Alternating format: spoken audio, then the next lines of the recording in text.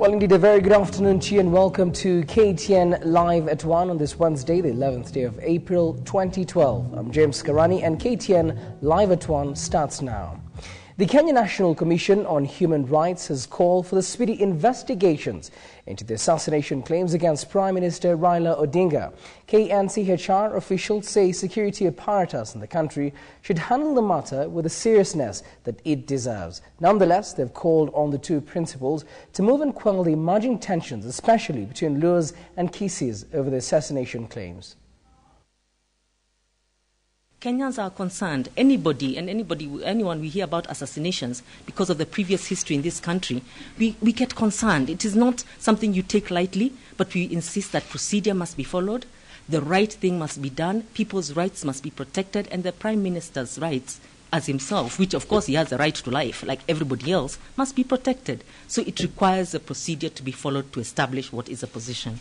And I also believe the Honourable Prime Minister also has a duty to ensure that that does not happen and protecting the best interests of all Kenyans in this country. He has a duty to make a comment, to address it and do what needs to be done. And also, I think the President, everybody has a duty to look into and ensure nothing escalates beyond where it is now and that it is handled well and Kenyans continue, because it's a very serious and volatile year in terms of the elections, which may be either the end of this year or in March 13. Well, let's go to a developing story. The Kenya Airports Authority staff have been directed to go back to work immediately. The directive, which was issued last evening by the Central Organization of Trade Unions officials, came after a court order nullified termination letters that the striking staff had received from their employer. The staffers, who are currently at their headquarters here in Nairobi, seeking to serve their employer with the court order, have been on strike for the last 4 days, demanding better pay. Edith Kimani with the details.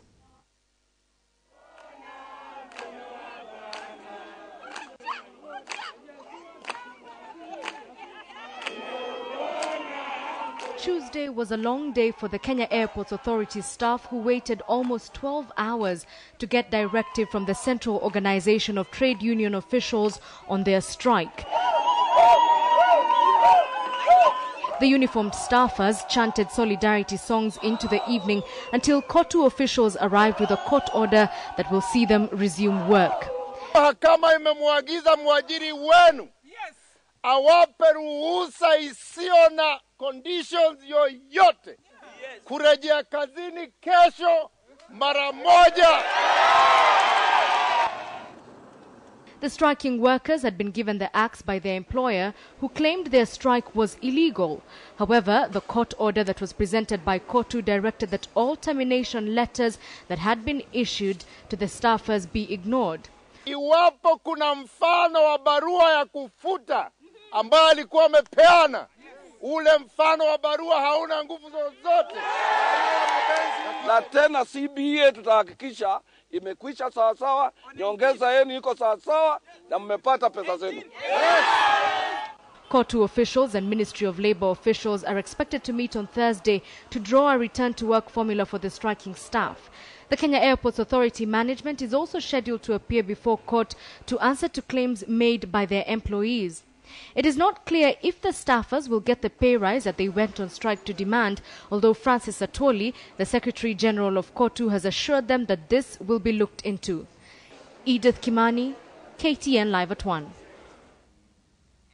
Today was Ford Kenya's chance of presenting its papers of compliance to the Registrar of Political Parties. Led by the two presidential aspirants, Wakoli Bifoli and Moses Wetangula, Ford Kenya says it may join forces with like-minded parties, but under their conditions. They say they've been in existence for a long time and will not dissolve to join any other political party if their conditions are not met. Led by their party top brass officials, Ford Kenya supporters marched along the streets of Nairobi, chanting party slogans all the way to the office of the Registrar of Political Parties. Here, they presented their papers detailing their party's constitution, colors, registration of members from all the counties, along with other requirements to comply with the Political Parties Act 2011. I promise that we will verify the information given to us, and within 30 days we will issue Ford Kenya with certificate of registration. Ford Kenya has two presidential aspirants, Wakoli Bufoli and Moses Wetangula.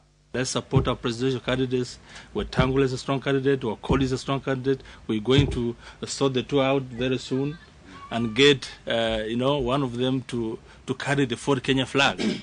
We want so many senators, we want so many governors. Wetangula, who is the party leader, says his party is willing to work with other political parties, but will not dissolve to join or merge to form coalitions.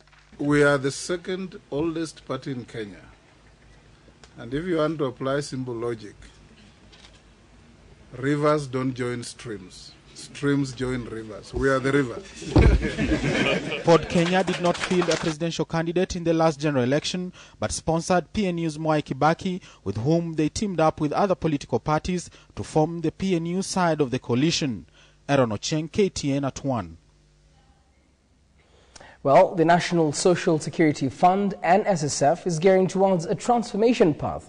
This path will see it shed its current status as a provident fund to become a pension scheme. This, according to Acting Managing Trustee Tom Odongo, will be key in aligning its services to securing a future for Kenyans. Speaking during the signing ceremony of the fund's sponsorship of KTN's premier business weekly show, Business Weekly at the Senate Group Center, the managing trustee also revealed that the fund would soon develop a planned city in Mavoko area of between 20 and 30,000 housing units. Speaking at the same event, Standard Group Deputy Chairman and CEO Paul Melly welcomed the transformation of the fund and urged that outside forces be kept off from derailing the institution in achieving its goals. So what we've done, we hired a consultant to draft the transformation bill, and that bill aims at not only changing the name of NSSF, but transforming the way NSSF is managed and governed and the structures completely. Because if we do not get the structures correct, then even if we change the name, we would not be doing much to NSSF. So where we are at the moment, the bill is ready as a draft form. We invited stakeholders for the first discussions. We are still receiving opinions from different organizations, so that by the end of this month we'll be able to come up with a final draft which we would like to forward to Cabinet for their concurrence. Those in the policy-making position should allow the National Social Security Fund to manage its affairs without meddling or interference by political actors, sometimes with only interest in trying to have access to resources of National Social Security Fund. The Kenya Wildlife Service officers in Naivasha have nabbed game meat and arrested 3 suspects in Kihoto Estate. The officers also managed to recover weapons and snares used by the suspects, though 2 other poachers managed to escape. Here is more to the story.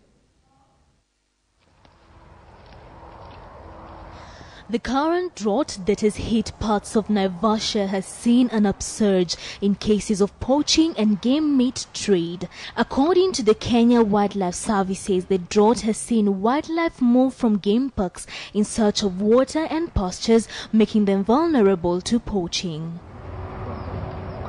The Naivasha-based wildlife officers said this after arresting 3 suspected poachers and recovered game meat in Kihoto Estate. The officers managed to recover weapons and snares used by the suspects, though 2 other poachers managed to escape. According to the area KWS security manager Mr. Geoffrey Kimani, the 3 suspects arrested were guards with a leading company in Naivasha. We thought they are the people who could be assisting us in protection of the animals, but we see now we are not safe. Addressing the press after the recovery, Kimani said that they had noticed an upsurge in cases of poaching in the region. He pointed out at Kihoto, North Lake, Malewa, Mithuri and Mai Mahiu as some of the areas where poaching was high. He attributed the problem to the ongoing drought, noting that majority of wildlife had left the parks, thus making them easy prey. So the seriousness of the poaching in Naivasha, it is very common because so many people are going after the subsistence poaching. So actually we had reduced it the months before, but now we see as if it is rising up. Kimani said that the poachers were targeting gazelles, zebras, buffaloes and giraffes for a ready market in Nairobi. Mala Kivila, KTN Live at 1.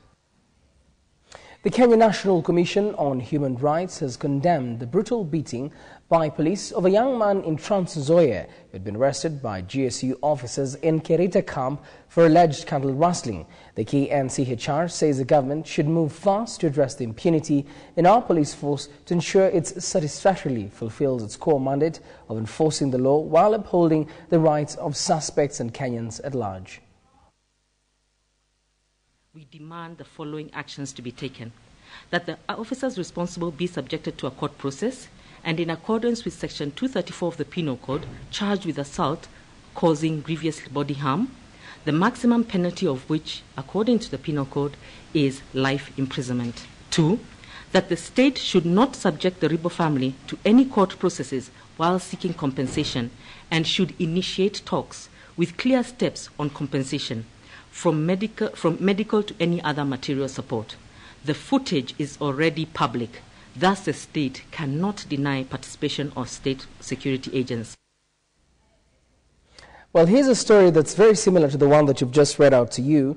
The Kenya Forest Service guards in the Mao Conservancy are being accused of beating to death a man and dumping his body in a stream after they found the deceased and his accomplices allegedly collecting firewood and burning charcoal in the forest.